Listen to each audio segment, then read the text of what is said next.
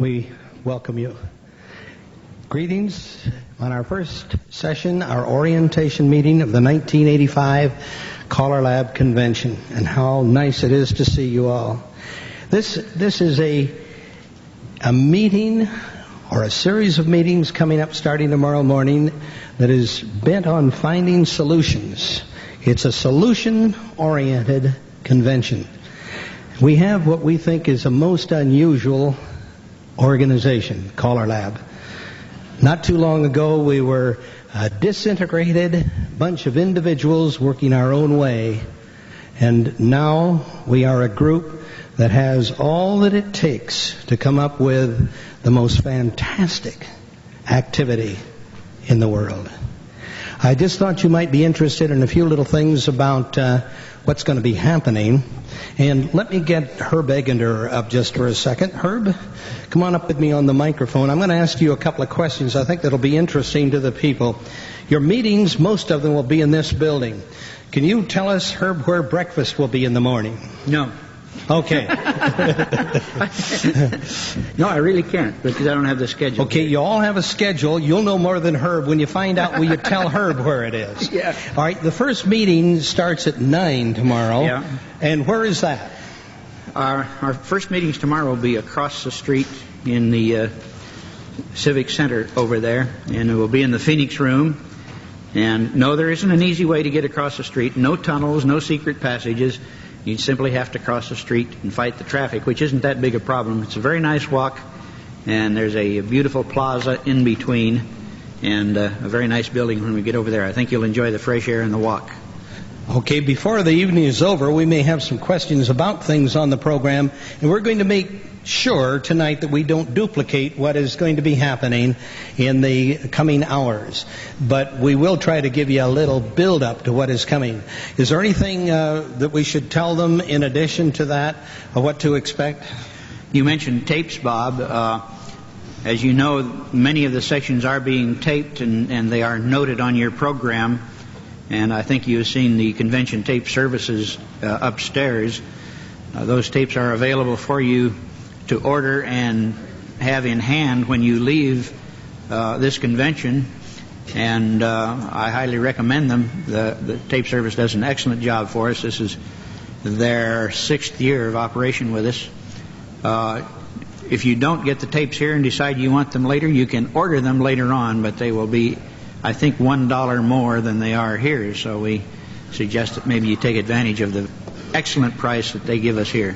One of the things about tapes is that if you're attending a meeting and don't want to take notes and the session is being taped, you have that advantage. Or if there are 2 sessions being held at the same time, it's always a good idea if you are here as a couple, one of you go to one and one the other.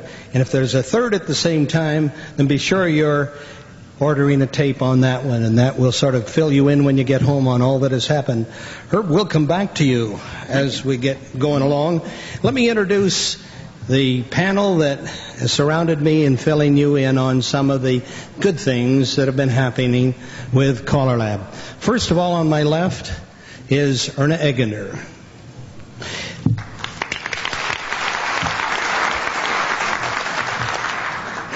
We're organized. Over here on my left is Kernen. On my right, in the center, Johnny LeClair. Jack Murtha, right beside me. And Herb Egender, whom you heard just a minute ago. Boy, they're well trained, you know. It's a pleasure to start this session with a longtime friend, one of the charter members of CALLERLAB, who knows the background of this activity as far as CALLERLAB goes and certainly beyond it. Ladies and gentlemen, Johnny LeClair.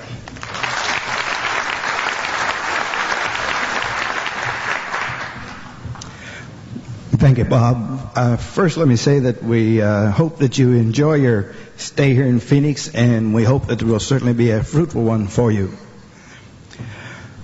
What we're going to tell you here is a little bit about CALLERLAB, why and how CALLERLAB was formed. Early in the summer of 1961, initial efforts were started to form a federation of callers.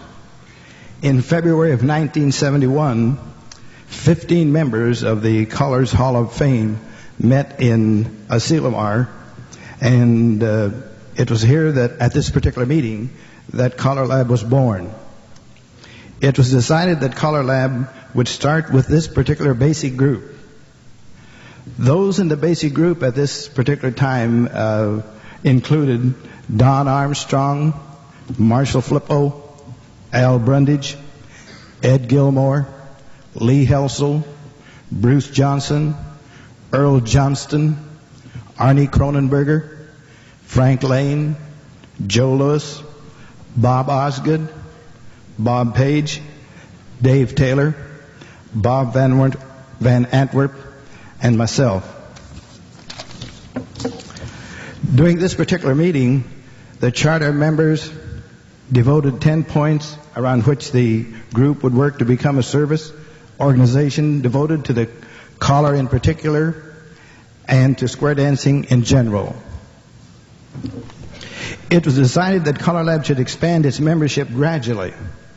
As a method of gradual growth, the original members nominated an additional list of callers, who in turn were invited to attend the annual meeting at Asilomar in 1972.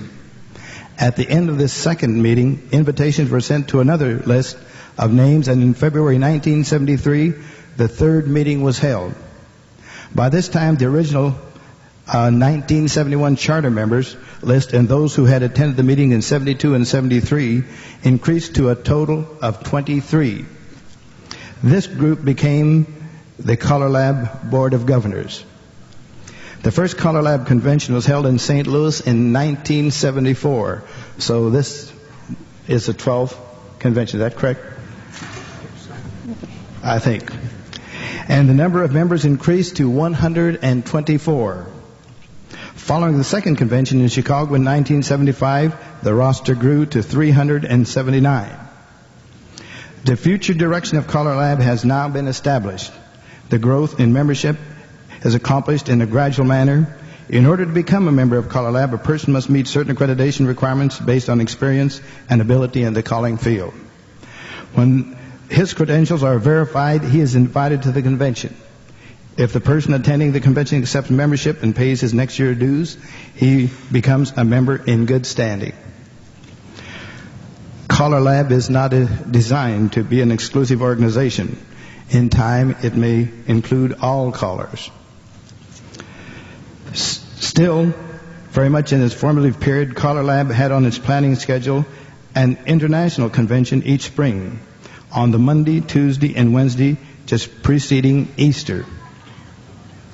The Board of Governors holds a one-day meeting the day prior to the convention.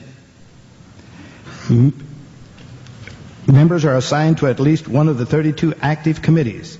An in-depth study of the needs of callers desiring to do an even better job for the square dance activity is in progress. CALLERLAB continues to grow and is an influence of progress in the square dance community. CALLERLAB is an international association of square dance callers, and the word Association of Square Dance Callers need to be emphasized because CALLERLAB is in fact a democratic organization made up of callers from all over the world. There are callers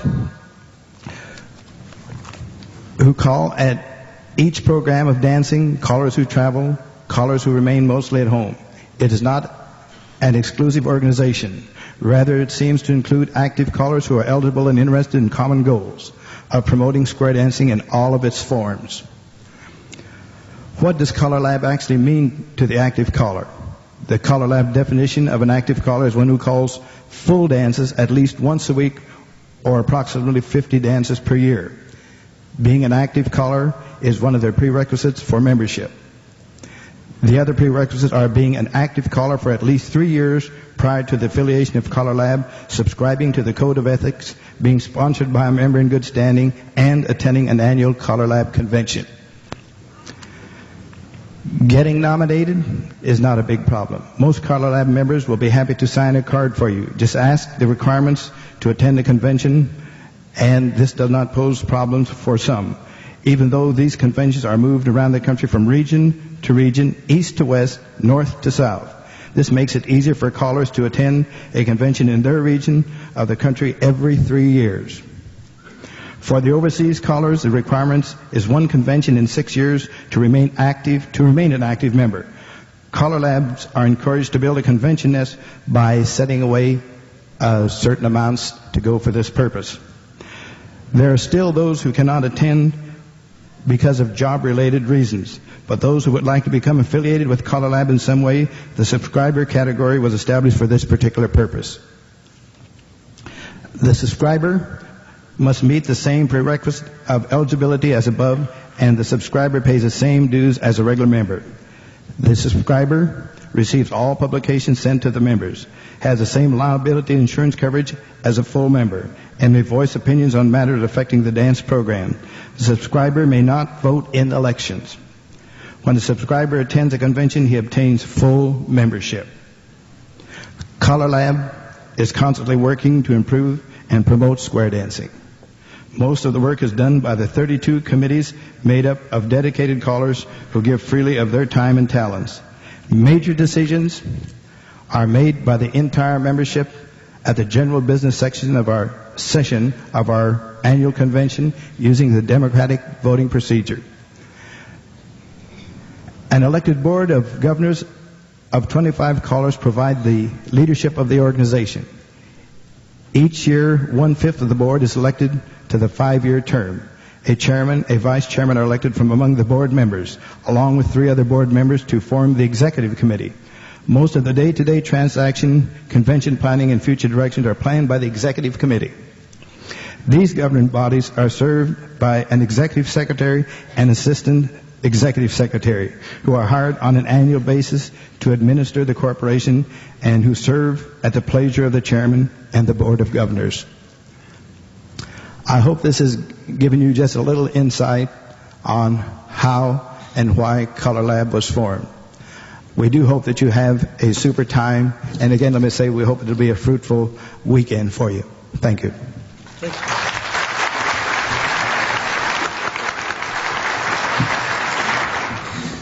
It's been said many times that the true values or the great fun of coming to a CALLERLAB convention is what happens outside the meeting rooms, getting to know each other, getting to find out that somebody in Maine has the same situations to conquer, the same things to work on that you might if you were in Oregon or in California or Florida or St. Louis, wherever it might be.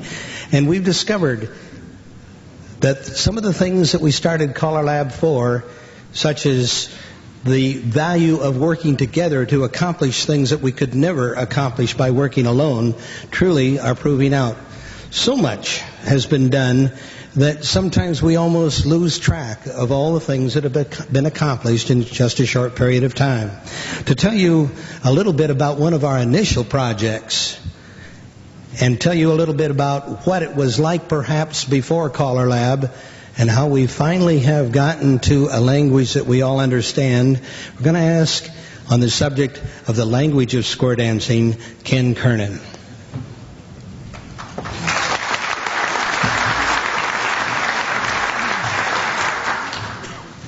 Thank you, Bob. I feel fortunate to have participated in the initial CALLERLAB convention in 1974, and Bob, it doesn't really seem like it's been 11 years, does it? We've accomplished a lot in those many years. I remember the excitement of those 124 callers in St. Louis, the hopes and the expectations, and even the fears of some of the leaders that perhaps here was a giant that was going to be unleashed and out of control. But that really hasn't happened. To paraphrase that well-used Madison Avenue publicity phrase, we've come a long way. We can point with pride to many of our accomplishments, and I think many of you have got some of these little booklets in your handouts, and they're available here. And we have a number of things that we've done and done well. We have standardization of program lists from basic through the extended challenge programs. We have an excellent code of ethics. Our accreditation program is meeting standards of excellence. We have a uniform and consistent set of definitions for the program and plus and other levels. And I've had the great fortune to serve on the mainstream definitions committee for the past 5 years. And we've had some major struggles, and I remember I think it was about 3 or 4 years ago, where we had our Chicago convention, and at that point we had come up with 13 drafts, and Jack started it all about 1976, I suppose, with the definitions committee on the mainstream, and we struggled a lot with those definitions, and draft after draft came out, and finally we hit 13, and we called it our lucky 13 in Chicago. We said we've arrived, and those definitions have held pretty well. And we have some more work to do at this convention on some minor things, but we have a good and excellent set of definitions that are standing the test of time. And we have timing that's been solidly researched and established. And we have styling guidelines for comfortable and smooth dancing that are clear and easy. And we have color coach accreditation that somebody else will cover a little bit more later. And this year we have a very excellent Colors Partners program, one that is recognition of their contribution and support of the Colors Partners. Erna will speak a little bit more on that. We have a Caller Lab that is highly visible. We have things like our Direction newsletter and our Guidelines newsletter. We have quarterly selections that have helped stabilize the flood of new material. And we have Caller Lab participation in the National Convention. We can also be proud that this convention of itself has many committee meetings, general interest sessions, special interest sessions with guest specialists. This year we have Dr. and Mrs. Jerry Downing on stress, a very important session you're going to enjoy. We have exhibitors areas, awards banquets, social activities, the list goes on. But what about that which is not so visible? I'd like to point to some of those things that are kind of behind the scenes. Those are between the lines. Caller Lab is the ride from the airport and meeting old friends and making new. Caller Lab is the madhouse in the lobby, getting a room key and finding you're standing beside Marshall Flippo or Bob Van Antwerp and get to talk with them a little bit. Caller Lab is sharing a cup of coffee with a fellow caller you've never met before and finding out you have a great deal in common. Caller Lab is getting to meet a Takazaki or Matt Asanuma from Japan or Art Shepard from New Zealand. Caller Lab is the late night or all night sessions in the lobby or meeting in someone's room to get a resolution ready for review and presentation at the deadline for that Wednesday morning business meeting. Caller Lab is rubbing shoulders with the giants in our trade and finding out that they really care about our problems. Caller Lab is the opportunity to visit areas of our country that some of us might never have had the chance to experience. And Caller Lab is the exchange of thoughts and solutions with some of the masterminds of our activity, one of them who's sitting right here to my left. And is a man who's virtually the cornerstone of this organization and part of the founding forces of our whole activity. Some of our even less visible items that define Caller Lab are pride.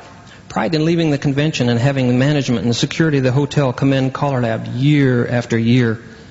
That ours is one of the friendliest groups they've ever had and that causes no problems for the security people.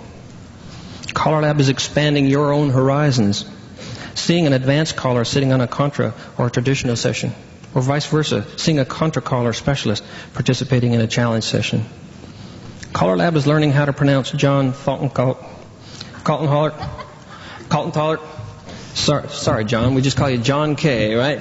So, for some of our new people don't realize, John, how much fun we've had with your name. He's probably not here, but we've had a lot of fun with your name over the years. Seriously, though, Caller Lab is an opportunity for each caller member to voice his opinion and concerns about the future of our activity. Caller Lab is the lump in your throat listening to Jack Lazar's banquet speech in 1981 and looking around your table and seeing wet eyes all around. Caller Lab is the sensitivity and the sincere interest of the Board of Governors in our problems.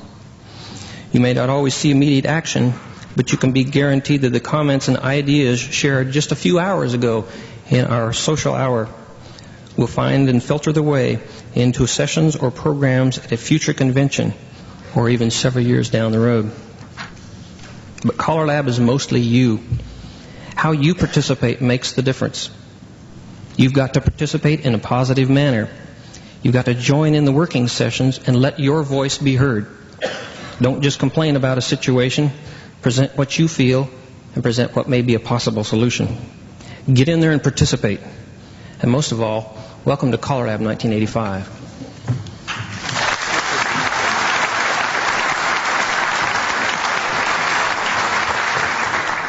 Thanks, Ken. It used to be, when we had no CALLERLAB, that we were a bunch of lone eagles, each one of us setting our own pace, our own direction, our own list of basics, whatever it was.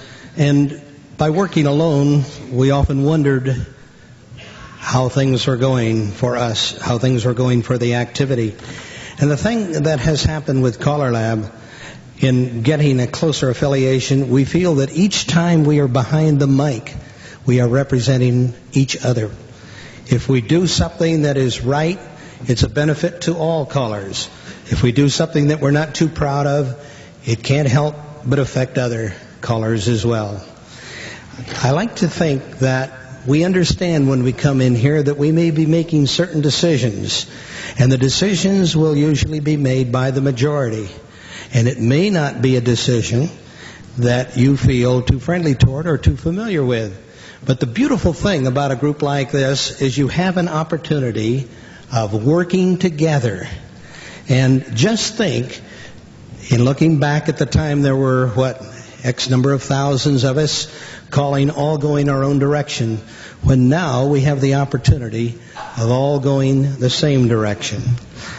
There was a man in one of our clubs named Chuck Jones. Chuck was the creator of Bugs Bunny. And he told us one time that in their work, which is all built on ideas, it's very possible for an individual to come up with an idea and no one else agree with it.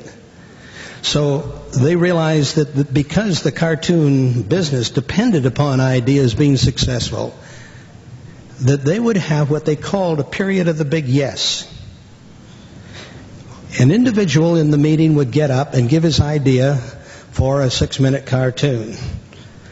Now, nobody in that room would shoot it down. They would all work on ideas and reasons why that would be successful. They would leave the meeting and maybe a week later come back. But in that period, they would not have any negative thoughts to the idea as the originator put them forth. They would come through with strengthening thoughts, things they might contribute. This was a period of the big yes. And then when that person came back and they discussed it further, they would find what merits it had and whether it would hold up for spending the many thousands of dollars necessary to put one of these cartoons together. The period of the big yes works with all of us. It's listening to ideas and not batting them down and saying, hey, I do it better, I do it differently, it won't work. It's saying a lot of time has been spent. This might work. Let's work on the idea it will. By Wednesday, you're going to find a lot of ideas. You're going to have a chance to vote on them. And when you do, you realize that it might not go your way. But when we leave here, let's go as one body. Let's go and let's say, let's work together for the good of the whole activity. Remember one thing. Square dancing has two important elements. The square dance and the square dancer. The caller stands in the middle, bringing them together. That's what we are here for, to figure out ways to do our job better. Nobody in CALLERLAB has worked harder over the years, since 1803, to develop the basics, the tools of the trade. And this, to me, is one of the big accomplishments for CALLERLAB, and the fact that we accept what we have worked out for us and all work together for it makes it especially meaningful. The head of the, was it Definitions Committee, Jack? Basics Committee. Yours is Basics. The head of some committee. I'd like you to listen to Jack Murtha.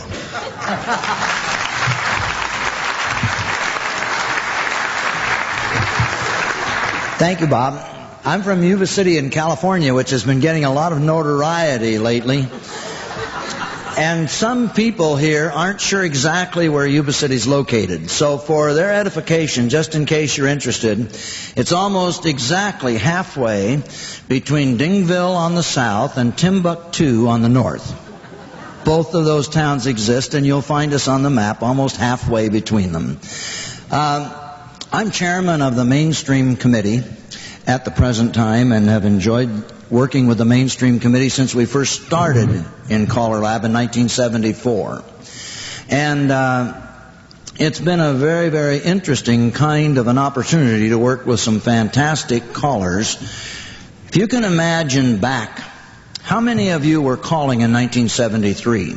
How many of you were actually involved in calling at that time?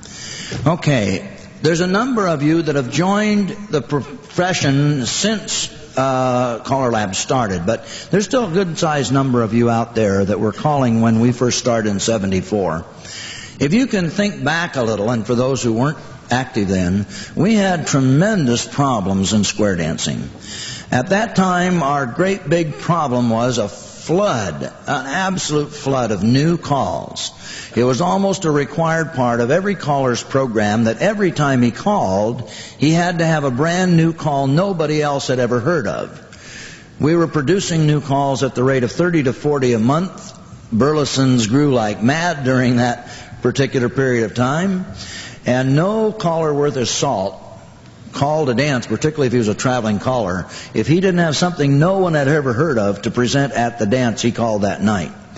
We got Southern California organized to try and set up A, B, C, D levels to try and organize this. In our Sacramento area, we put together a program over a 3-year period that defined all kinds of programs from the basics to the club level dancing and then into experimental calls. The New England Callers Association was having fits. They were jumping up and down, and they wrote letters. The first time we ever met, we got letters saying, somebody get a hold of this thing and give us some. It's out of this world to have to put up with this much new material all the time that every dancer gets to see once and never hears of again.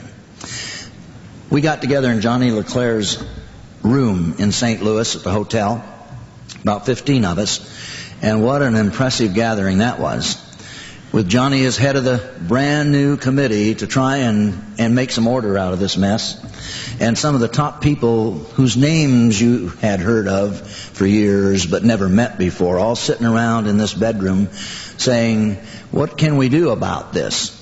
And he started off a project that lasted a long, long time in CALLERLAB before we could come to any agreement. What we finally ended up with after many years and going through Johnny as chairman and then John Jones taking over as chairman and then finally me taking over as chairman when John moved into the chairmanship of the whole organization, was about where we were with what we called in 74 club level dancing. Club level dancing, at least in our part of California, meant that you danced approximately the 75 basics listed in Bob Osgood's extended basics program book, minus 2 calls, arch in the middle, ends duck in, and Dixie chain, plus about 15 other calls that everybody knew but no one listed. Things like flutter wheel, ladies in, men's sachet, sweep a quarter. Everybody danced all over the country, and when we sat down on Johnny's furniture and started listing what they could, the guys who were traveling could call any dance they ever called any place, we found a great deal in common.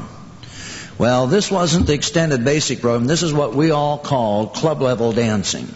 So we set out to try and find the commonalities, those calls everybody knew well, liked, and wanted in their program, to remove the deadwood, the things that nobody used much anymore.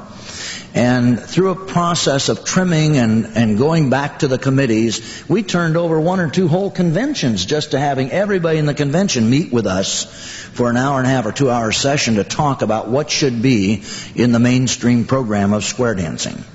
And when we finally got those lists solidified and adopted on a 1-year trial basis, and then after that on a permanent basis, it was a tremendous landmark.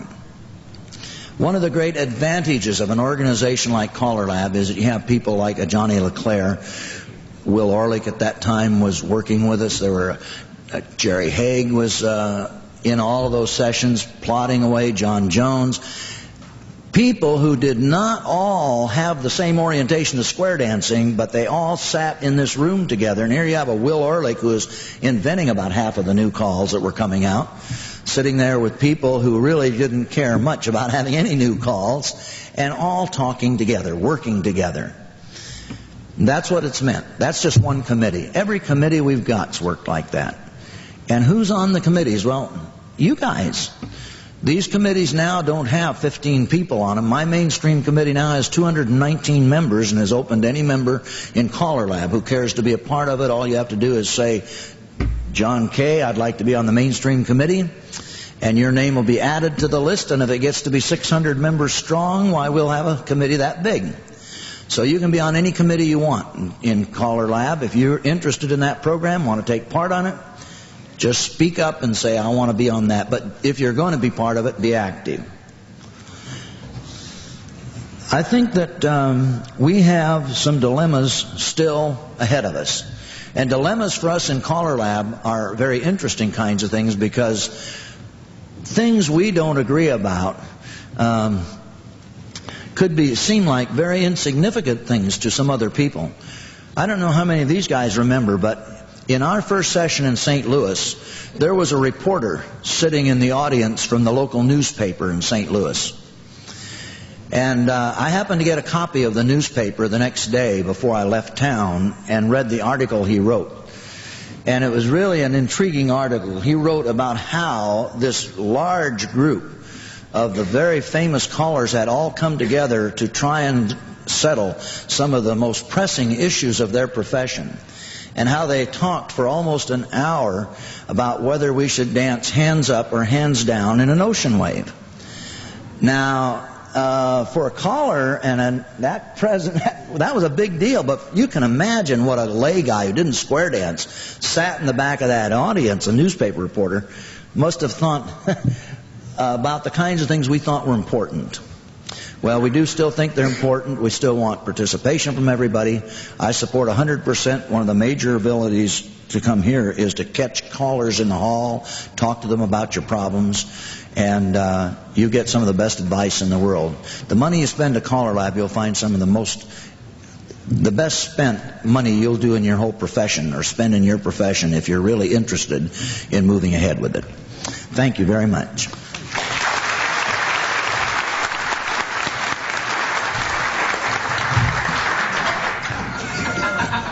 Thank you, Jack.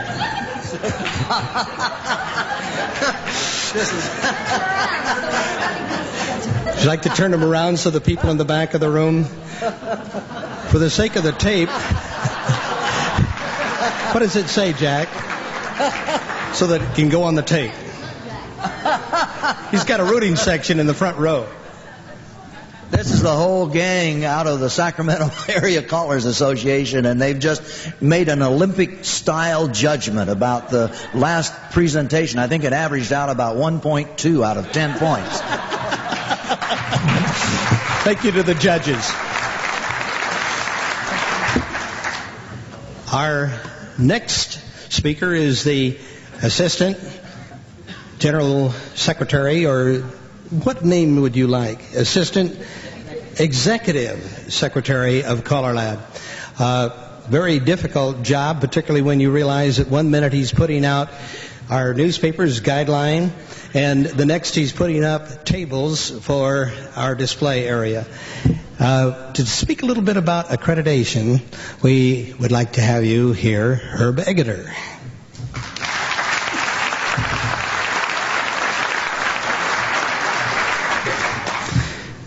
First of all, do this for me. Stand up. Shake hands with the guy next to you. Stretch a little bit. Turn around.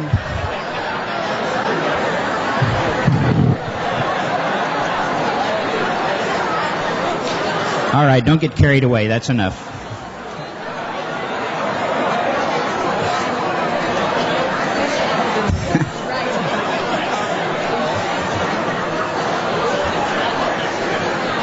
You can sit down, Lynn. All righty.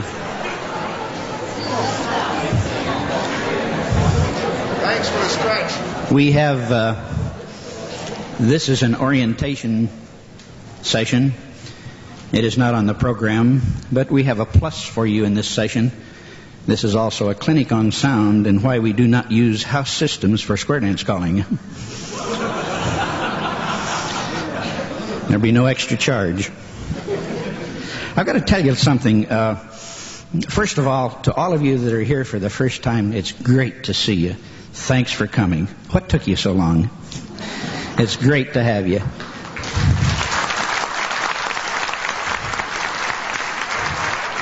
For those of you that have been here before, it's really nice to see you again, and thanks for coming back. Give yourselves a hand.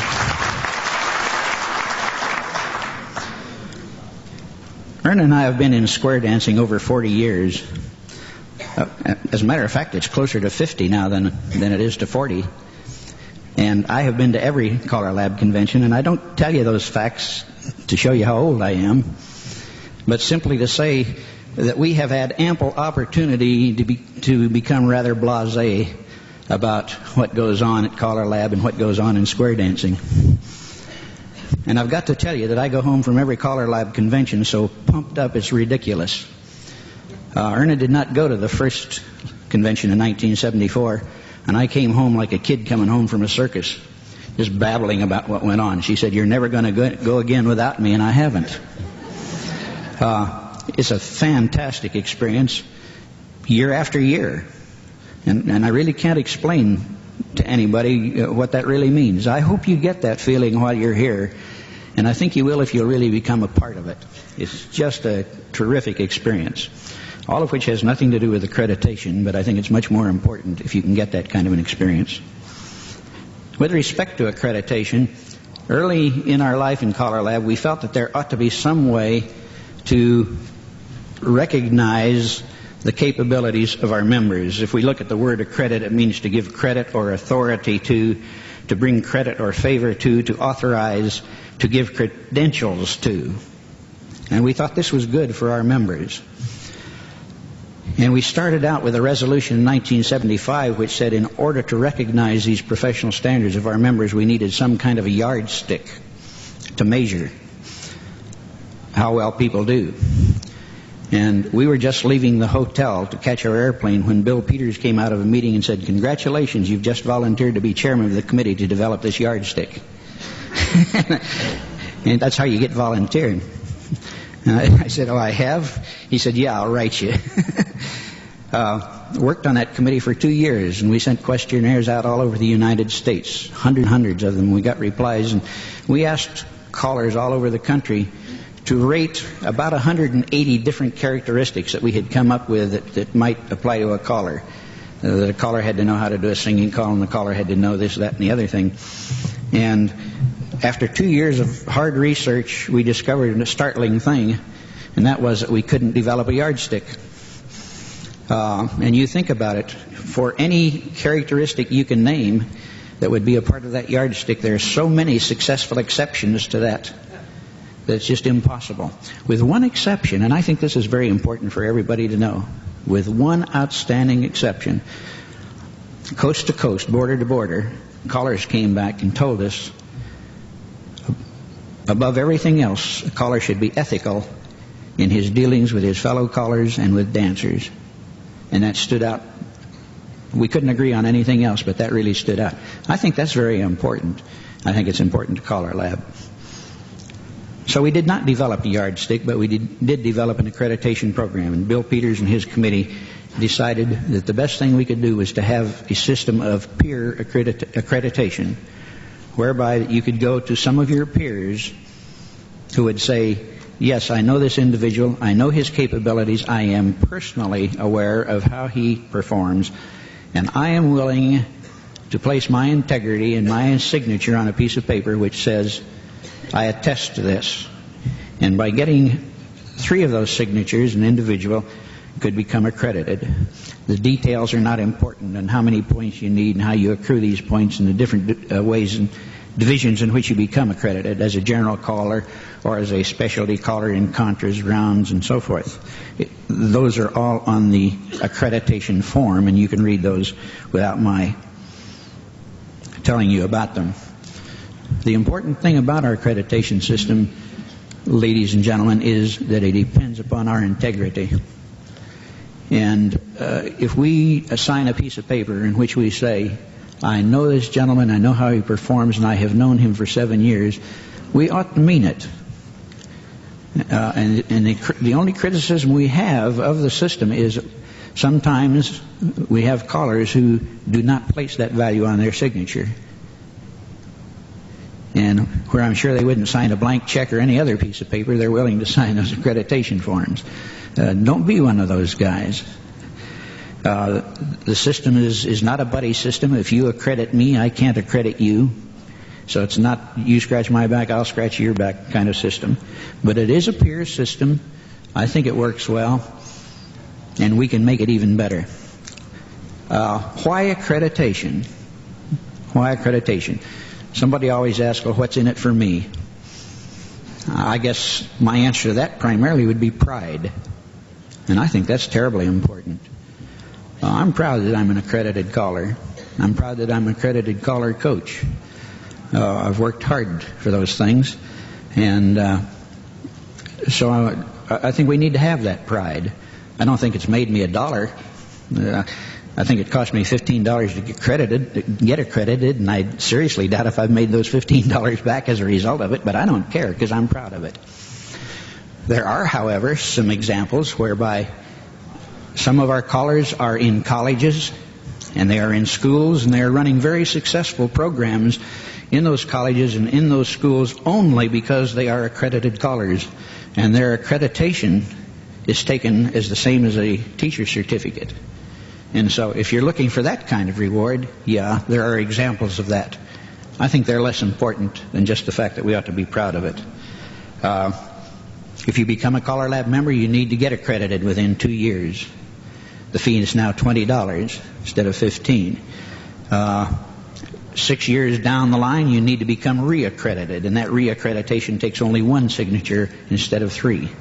Why reaccreditation? Doctors and dentists and lawyers don't do it after they get their license. Well, we just want to make sure that you're still active, you're still interested, and so we'd like for you to get reaccredited just by having 1 signature and send your form in. And I think that's enough to say about accreditation. It is a good system. We can make it better. You can make it better. Get accredited as soon as you can. It's not a difficult process. And you get all the help you need. Pick up a form. I think it's pretty much self-explanatory.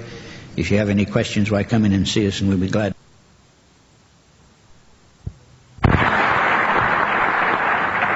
Thank you, Herb. And don't forget, folks, that in a few minutes, any of you that would like to ask any questions or discuss anything with us on the panel, you'll have the opportunity.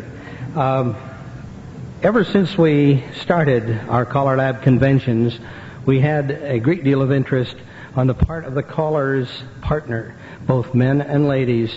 And it wasn't until just recently that we've decided the interest was so great that special attention should be given to those people who support the caller and their family. And here behind a lot of the action going on in that particular department, I'd like to have you listen to Erna Egender.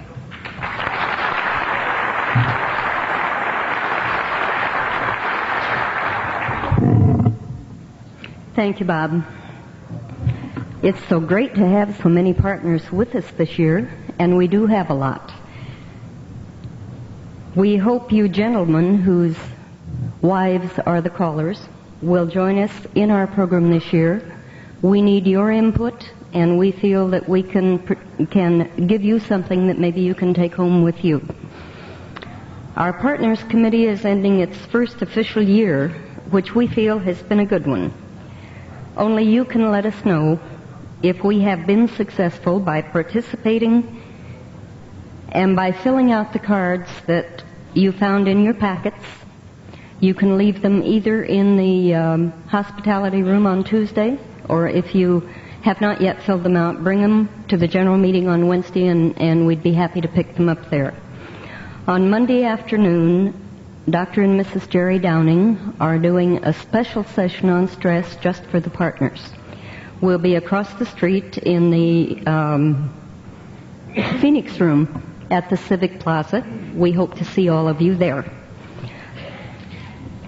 On Monday afternoon, we do suggest that you come dressed as you plan to go to the rawhide evening, the rodeo, the steak fry, and all of that. There will be a very short time between the end of the program the Downings do for us and the time the buses start loading.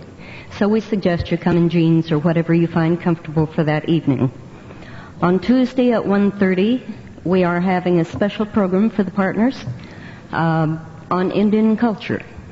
We think we'll all find this very interesting. We can learn many things about the people that first started this area. That again is in the Civic Plaza across the street. Your program will tell you where. The hospitality room for the partners will be open all day Tuesday from 9 o'clock on. Come in and visit with your friends, meet new friends, pick up some sewing hints. Roy Gatto will have a sound system set up to help you if you'd like some help with using a microphone or how to use the sound, whatever. We, from 3:30 to 4:30, are fortunate enough to have the Downings in our hospitality room. They hope to meet many of you personally and to finish the conversations they didn't have time to finish on Tuesday. I'd like to quote from an article that was in one of Mr. Osgood's magazines, and hope the convention will mean as much to you as it did to this young lady. This partner and her caller had not had any kind of partnership during 10, 12 years of calling. The article was sent to Square Dancing magazine after the first time they attended a CALLERLAB convention. I quote part of it. "I will never be able to adequately express our total surprise at the involvement of callers' partners or the importance they are accorded by CALLERLAB. I had always felt alone in thinking I played an important role in square dancing as a caller's partner. And my husband only reinforced my misconception, probably from his own ignorance. Thanks to CALLERLAB, my husband and I are finally a team. He finally understands what I've been trying to tell him for 14 years. I guess what I want to say is I always knew I had a lot to contribute, but never knew anyone wanted to listen. The callers' partner sessions at CALLERLAB made me realize I am not alone. My problems are not unique. My questions are not stupid. We are all in this together and should be helping each other. I feel like someone who has been locked in a closet for 14 years, listening to the square dance music through the keyhole, and suddenly someone opened the door and not only let me out, but took me by the hand, smiled, and said, welcome. Welcome to you all."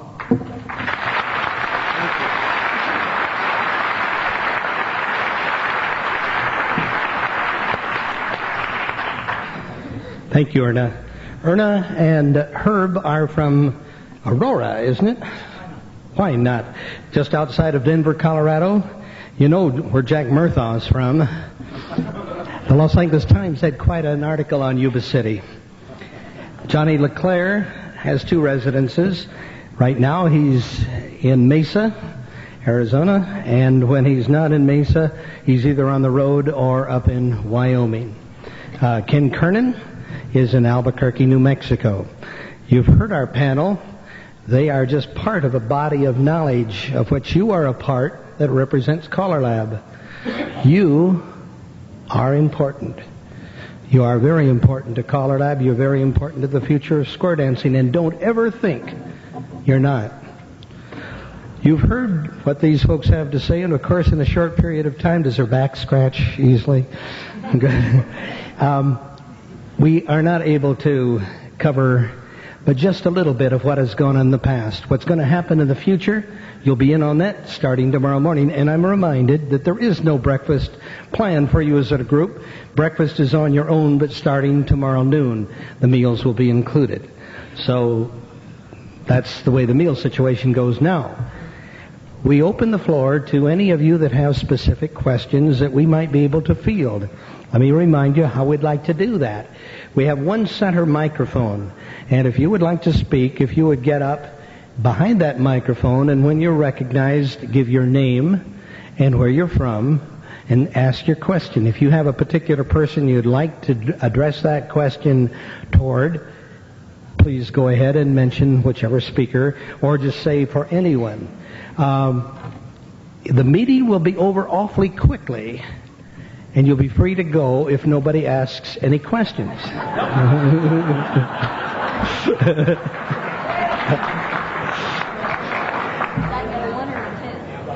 Yeah. You have a question? If you do, would you please walk down? And if anybody else has a question, if you would line up behind there. And go ahead, your name and where you're from. Jim Diffie from Nevada City, California. I noticed there are several programs scheduled at the same time that I might be interested in attending. Will there be any repeats or duplications so I can get to hear more than, maybe hear all of them that I'm interested in? Are you here alone, or do you have your wife with you? Wife's here. Okay. Split up and try to cover two that way. And if the thing, is there an asterisk by the ones that are being taped? There's usually an indicator. So if it's being taped, you might go to one that isn't and then buy the tape for the other one you're going to miss. It's true. I don't think we've ever had so many things going on at one time. Thank you. You bet. No repetitions in answer to your question. I do believe there are no other questions. It looks like all the questions have been answered. You look extremely intelligent. Yes. While this gentleman's coming up to ask a question, Johnny LeClair has an answer to an unasked question. No, I don't have an answer, Bob. I just want something that I forgot. I want to thank Kay and Reed Davis for a lot of the important information on the background of CALLERLAB. And I just would like to leave you with one thought. The name of the game in CALLERLAB, I think, is getting involved. It will be a great experience for you. And I think in all of my 36 years of in the square dance movement, I think the most rewarding thing that I've ever done is being able to serve on the committees. And I think this is really the name of the game. Thank you. Let me just add to that. If you are involved, which we hope you all will be, the big word starts with a C, communicate. Because we can't read your mind, but if you are going to serve on a committee, give us input. Let us know. Let your committee chairman know what it is you're thinking. As silly as you think it might be, it could be very important. Yes, sir. Don Wiggins from Walla Walla, Washington. I'm kind of confused on accreditation, something about that you have to attend a CALLERLAB convention once every 3 years, and some of us to afford to attend a CALLERLAB convention takes 3 years of square dance calling income. Is there a way, or is there anything being done to where some of us that don't make $500 a year in calling do not have to attend one every 3 years other than becoming a subscribing member? Let me get Mr. Egender up here. There are good answers for these things. I'll do you a favor sometime. It's a subject that's been discussed a number of times by the Board of Governors. As a matter of fact, Bob Van Antwerp did a survey of people who had dropped out of CALLERLAB, trying to ascertain why they had dropped out. As a result of the responses to that survey, he appointed an ad hoc committee chaired by Don Hanhurst, and that committee researched the subject of costs and why people dropped out and so forth. And their report was that there probably wouldn't be much change. That the indications they got was that the dropouts were not primarily because of cost, but were for other reasons. And that other than possible changes in schedules and rotating sites, east, west, central, a minor change to that there probably wouldn't be much change. So that's all I can tell you. The decisions on that aren't final. I'm sure it'll be discussed some more at the Board of Governors, and Well, I know what you're talking about. We usually don't stay in $78 a night hotels ourselves, but What isn't your when you get your accreditation? Isn't that for 6 years?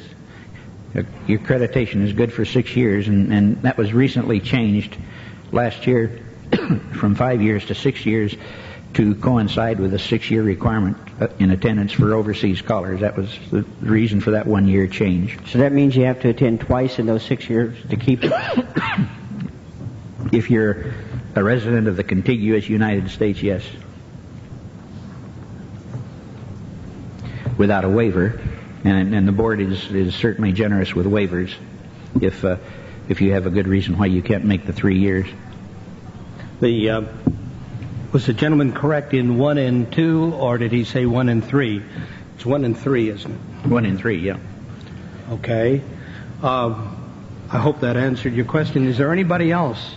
That's the reason that the sites have been east, central, west, because that's a 3-year kind of thing, and they figure that if it's in your area every third year, then the expense will be a little bit less. It'd be cheaper. If you're an Easterner, it'd be cheaper to go East Coast than West Coast. So some of the thinking behind the rotation of site selection was to reduce the costs on a 3-year basis. Yes. Yes, Jerry Reed from Austin, Texas. I have a question also for Herb concerning accreditation. You say it's no problem to get accredited within the 2 years from the time you join CALLERLAB, and that's probably true unless you have to move because of your job or some other reason. And some of us are in the position where we know people where we left for those 5 years, but we don't know, the people don't know us in our new location. There are provisions for that. We also have a number of callers who are out in the boonies, and they can't get 3 callers together no matter what they do, and so for those callers, there are provisions whereby they can have associations certify. In your case, you could have your previous associates certify, and we try to make it possible for you to be accredited rather than make it hard for you. And if you'll just come in and explain those circumstances, we'll work with you on that. Thank you very much. I've submitted a request, and the answer didn't come back by the time I got here, so yeah. I appreciate it. If you have a problem, come see me. Thank you. Thank you. Thank you. Thank you, Herb. If there are no more questions, I don't see anybody up at the microphone, so I said it that way. Don't forget, the booths are open at specific times that are posted in your notes. Are they going to be open tonight? They will be open. I want to thank Erna